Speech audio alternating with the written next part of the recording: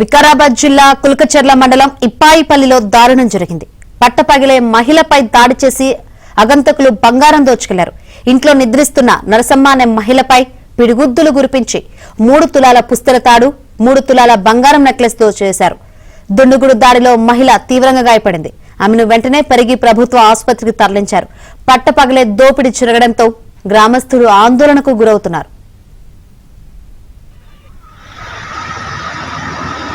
బంగారం వేసుకున్నానంటే భయం అయిపోతుంది.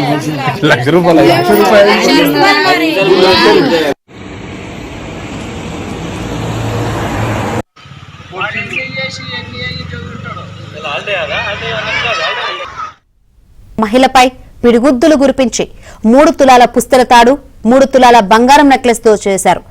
దుండుగుడు దాడిలో మహిళ తీవ్రంగా గాయపడింది. ఆమెను వెంటనే పరిగి ప్రభుత్వ ఆసుపత్రికి తరలించారు.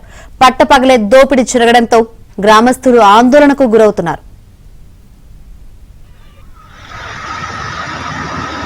బంగారం వేసుకున్నానంటే భయం అయిపోతుంది.